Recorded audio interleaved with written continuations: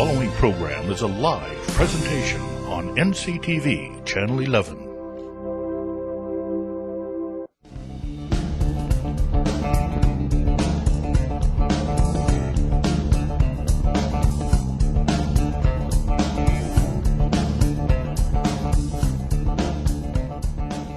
Welcome to Cafe Community. I'm your host, Cheryl Noble, and we're so glad you could be with us tonight. We have a special program that will look at our local economic and business development, where the funding is and how you can get the money, and where the resources and support services are.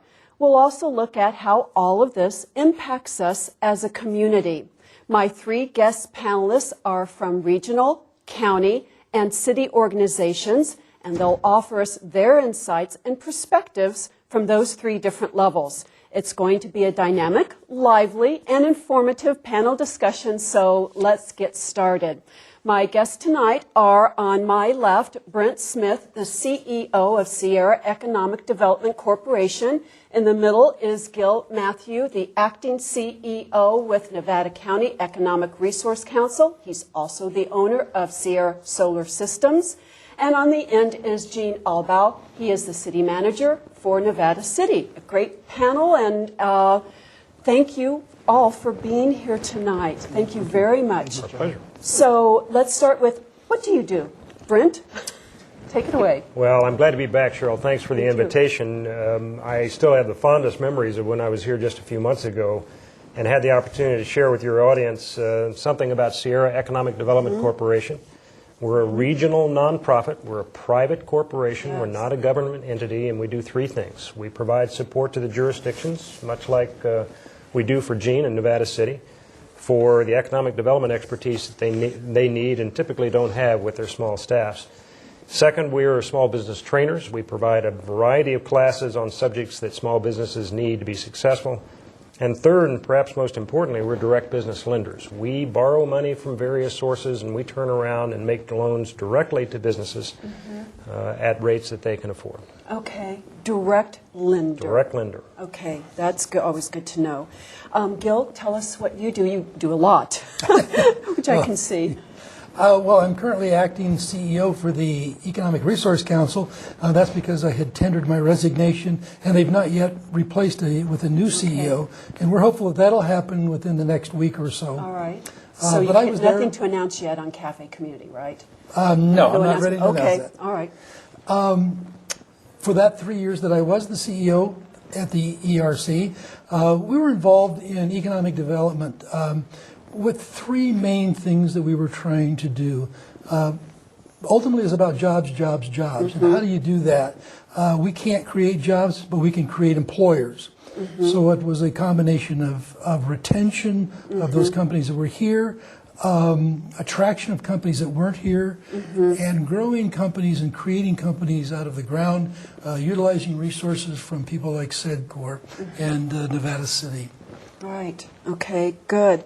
And Gene, tell us, city manager. Thank you for having me, Cheryl. I am the city manager for the city of Nevada City. One important thing that Gil forgot to mention is this.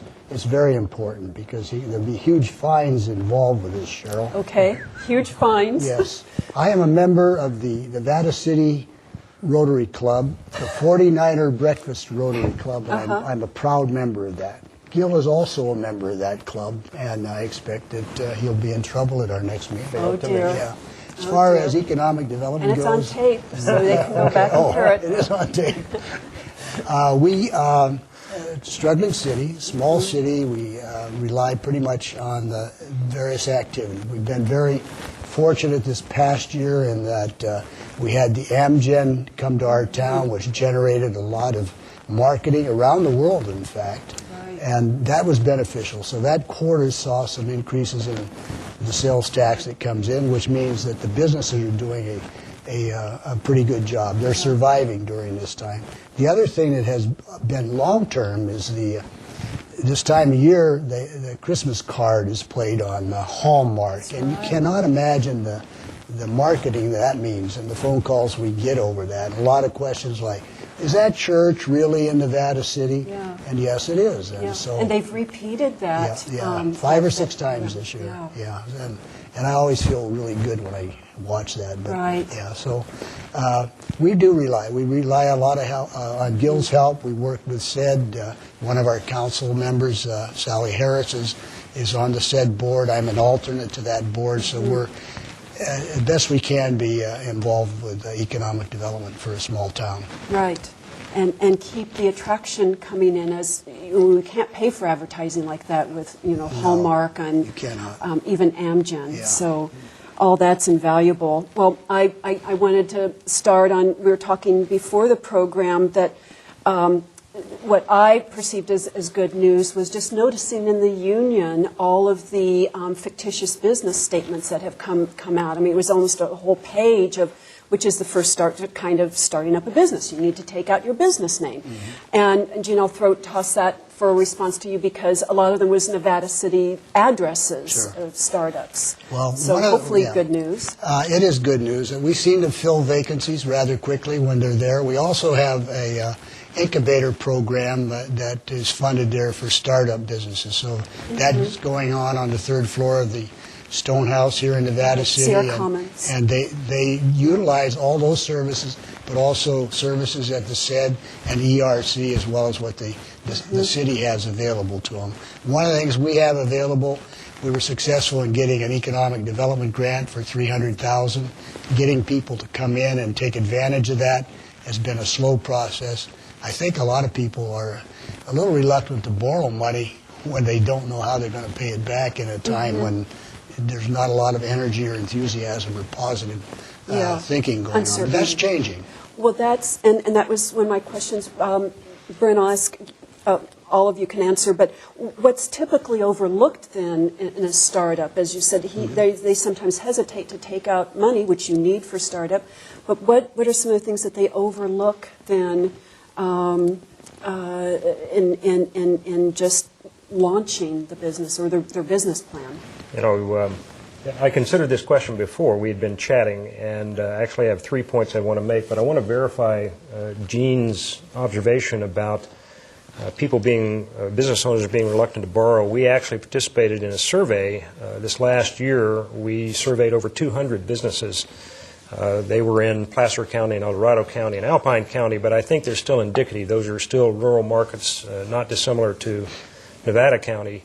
And we found an overwhelming, a 98% response rate to the question about whether they anticipated borrowing in the next year. The answer was no. Oh. Now, it surprised us that the response was so firm, so definite. No, we're not going to do it, but indicative of where we were in the economy at the time. I think this deal about more fictitious name statements is an indication of how the economy now finally is starting to shift. We used the word before about a delayed reaction, that it may have been over the last 18 to 24 months. People were still harboring a hope that something was going to happen, things were going to turn around, those who had been laid off or downsized were going to be returning to their jobs, and reality finally has set in. People have used resources as much as they can without thinking, I've got to do something different now, and that may be what we're seeing. Classically, in economic downturns, that is what happens. People who lose their jobs turn to that interest they've always harbored in the back of their head about doing a business of their own. It just seems to have been delayed this time, and now we're finally beginning to see that. As far as startups are concerned, frankly, I have 3 simple messages. The 3 biggest errors that we see time and time again, first, is not being honest with themselves. Being in business for yourself is hard. It's the hardest thing that I know of, quite frankly. And unfortunately, people turning to running a business or wanting to run a business on their own without examining themselves and whether they have what it takes to run a business themselves too often results in business failures. And as a part of that consideration, we would urge them, don't forget your family, because they're going to pay for your lessons just as much as you do, in terms of economics certainly, but also in the wear and tear on you and your social life, or should I say lack thereof. So know yourselves first. Second, know your business. These are hard times. We've lost a lot of businesses. There's been a good deal of consolidation. And so you need to be very careful about what business you're going to be in and what business you're not going to be in light of that potential competition. And the third thing relates, quite frankly, to the competition, and that is know your market. We see that, of course, SedCorp is one of the very few resources available for startup lending, for those who want to start a new company to borrow money to help that process. And so we see them bring their business plans in, and we go through them very carefully, and we see some very unrealistic assumptions made where assumptions shouldn't be made about the market where that business is going to be operating. They need to know their competition like the back of their hands. Okay, and so speaking of know your business, Gil, maybe you can answer. Well, you all know though. What are the business trends now? What is a good business to go into? To know your business, but know then where there's a niche. Know what's growing, what's evolving. What are the trends? What are the more sure-footed business? We know healthcare is one because we're all kind of, in a few years at least, several years getting there. But what are your thoughts on kind of some more solid businesses? I think you have to divide that question up into two parts. Well, one is the entrepreneur, who's the individual who might start some company. The second would be a collection of people who raise capital to go after some market that's not met. And those are really kind of two different types of tax there. And we're going to talk generally about the entrepreneur, the fellow who has a great idea. Where is the market that's good? Healthcare is excellent right now.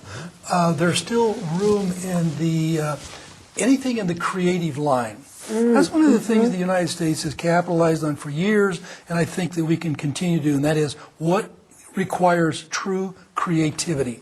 And I think that's an area where you could find a foothold. I would really like to echo what Brent said about know your competition, know yourself. And the thing that I would see most often was an incomplete or an unrealistic business plan. Because you have a business plan doesn't mean that it's good. Find someone who will read that business plan and be the ogre who will ask the embarrassing questions. How do you figure you're going to sell 12 cases when you've only sold one? What's going to change? So those would be my answers. And within the healthcare, there's so many affiliated services and associated services. I mean, there's just so many components to that with the healthcare. So that opens up a broad spectrum of a line of business. Along with that, though, Cheryl, there are other opportunities besides healthcare in our county. Okay. Energy is wide open. Yes, thank you. Conservation, there's all. Think of Sierra Solar? No commercials. No commercials. Go ahead and build him one, will you? Do you happen to Lost know control anybody already, from Cheryl. No, 12 minutes into the program. The other thing, though, is back to the business plan. And once you're by that stage, getting a business location that makes sense. Okay. Too many times they set up in a location that there's not the traffic, the drive-by, or any of that, and they're destined to fail. Yeah. And location's another very important thing. Right. And the energy, and of course Sierra Solar Systems we know of. That's but the green, advertising. it's subtle. It's underhanded advertising. Energy and the green energy. It's not just energy efficiency, but green.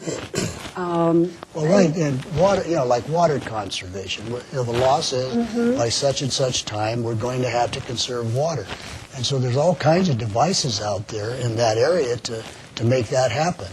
Yeah. And going back to energy, you've got all kinds of opportunities. Solar, like what's his name here mentioned, and but there's other things too. Wind opportunities. Right. We have the hydroelectric here. We've got water flowing down and generate electricity. Yeah. So it goes on and on there. Right.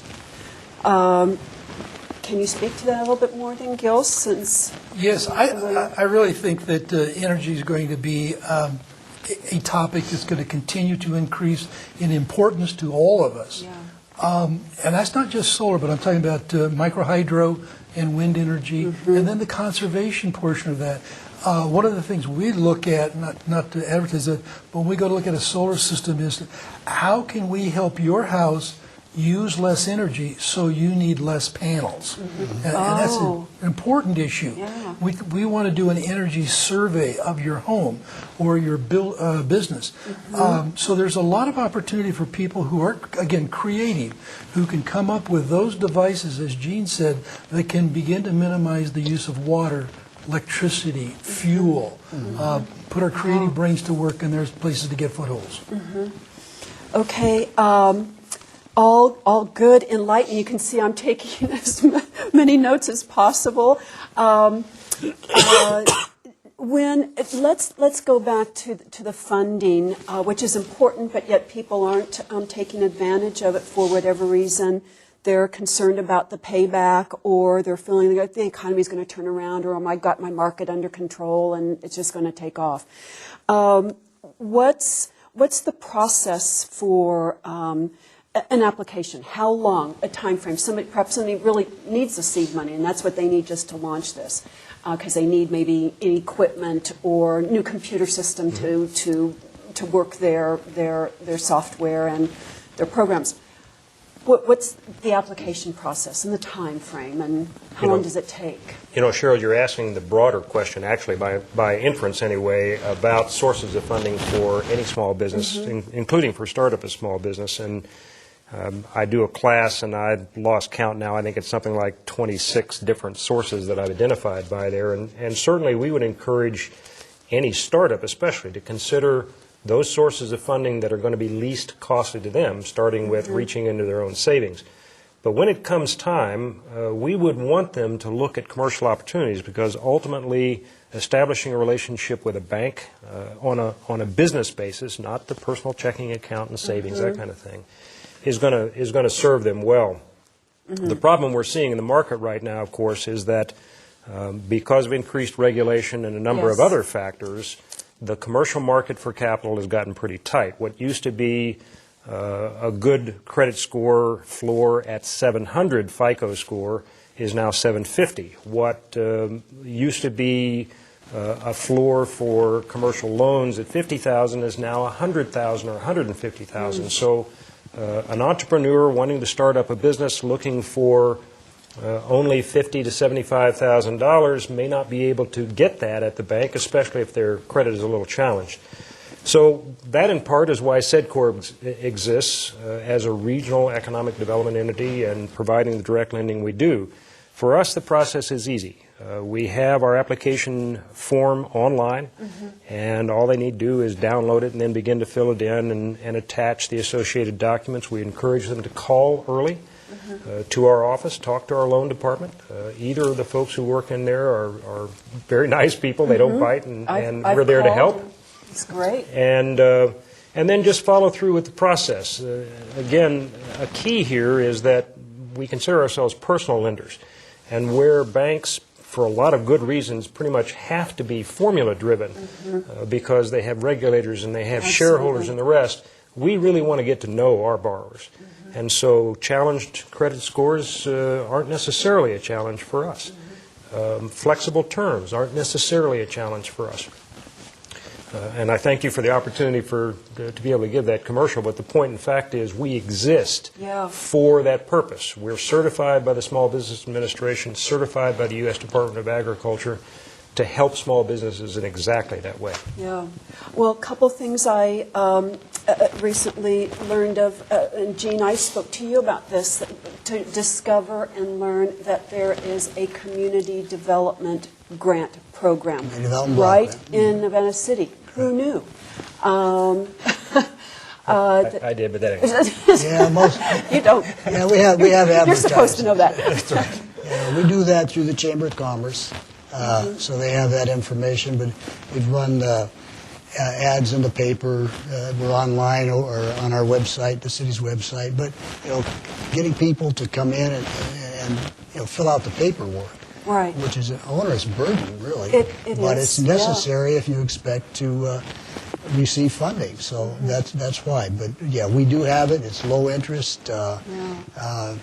It's for very local business. I mean, it is. It's for Nevada City businesses. Yeah.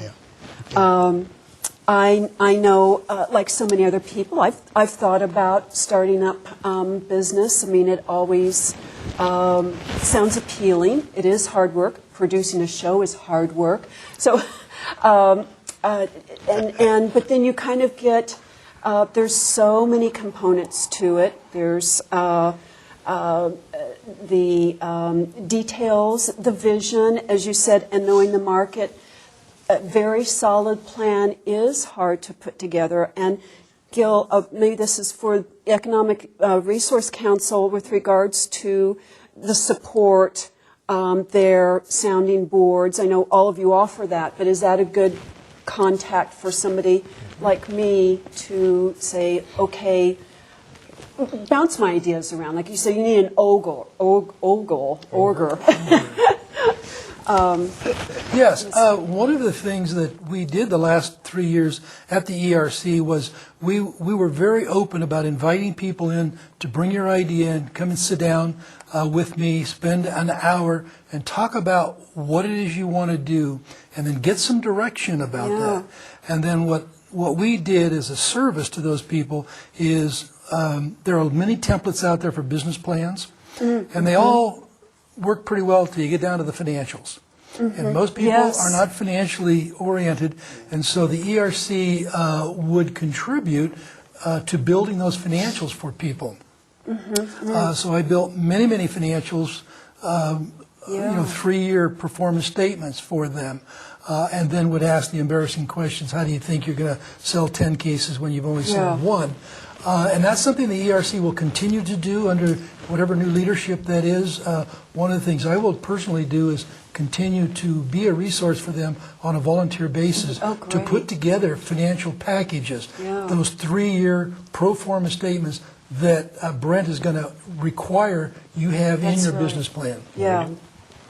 So when I open the bank of Gene Albaugh, we need those kind of financial statements. That's right. And I say that kind of in a humorous vein, but another source, an important source for startups is other family members, like dad or grandpa going to help somebody out.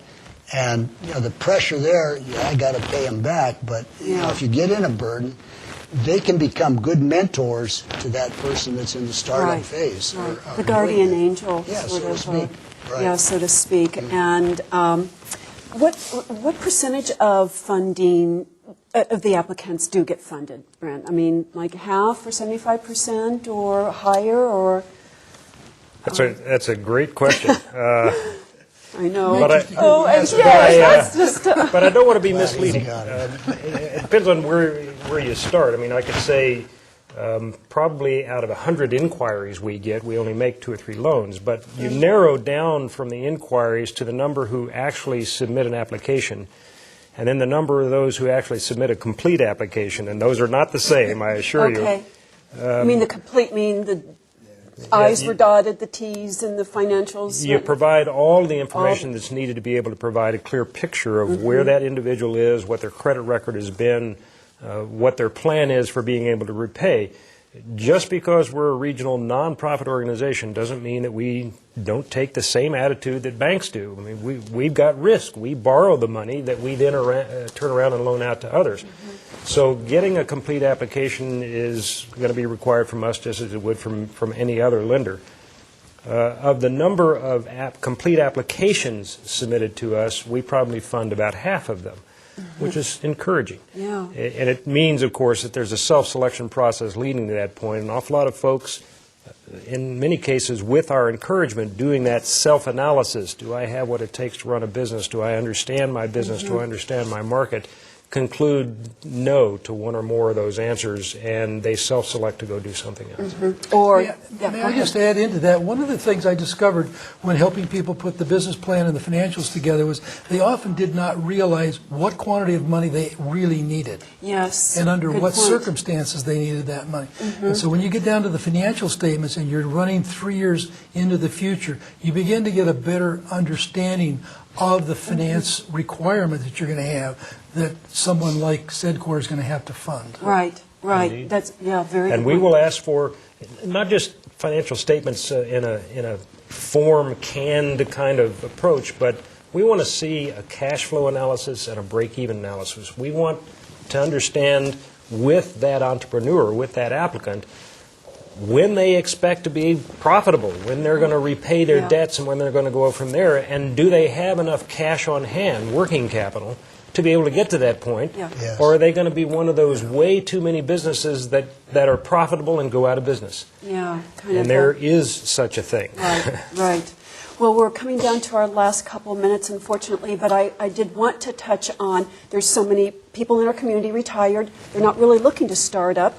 How does this impact and affect and benefit our community with the economic business development, your services? I mean, you know, making this a viable community. To your community, I would say one of my favorite sayings, Albert Einstein had a philosophy of, in adversity there is opportunity. This condition that I described before, where we've got surviving businesses that have been husbanding their resources and saying that I'm not going to borrow anything for at least the next year, that was a year ago. Now we're at a point where hopefully we're going to begin to see some light at the end of the tunnel, and I would say to those who are in business, carpe diem. You know, is this the time to get your head up, look around, and see about expanding your product line or seizing product share from one of your competitors who's not so forward-thinking, perhaps? And if you're an entrepreneur, is this the time to begin to position yourself, to open your company, and catch that leading edge of the wave as the economy recovers? Which will be good for the community. You Bill, bet. real quickly. I want to speak about the retirement community because they happen to be. A lot of my friends are in that group. A vigorous economy works well for them also because that brings more things to the community, more places to eat, more places to take the dry cleaning, more drugstores. So a vibrant community serves the retirement community. And we're fortunate, the retirement community here of the people over the age of 60 represent about 27% of the community. Very high percentage. Yes. And they're very generous in terms of supporting the nonprofits. Right. And they really need to be celebrated. That's right. Okay, we've got a few seconds. Gene, your response. Well, we were talking earlier about bringing those people into some sort of investor organization within our counties that can assist along the ways. They have the resources. It's idle cash. You know, I can't think of anything I need in my home that I need to buy unless something breaks down. And we got to bring those people out and support that investing. Yeah. Very good. On that very good news and high note, we are going to close out the program, and it went so fast. So thank you to my guests, Brent Smith, CEO, Sierra Economic Development Corporation, Gil Matthew, Acting CEO of Nevada County Economic Resource Council and owner of Sierra Solar Systems, and Gene Elbaugh. And Gene Elbaugh, City Manager, Nevada City, and thank you so much for being with us. We had a great, inspiring panel and hope it was informative to you. We'll see you next week. Bye. Wash me down, okay, and I'm gone.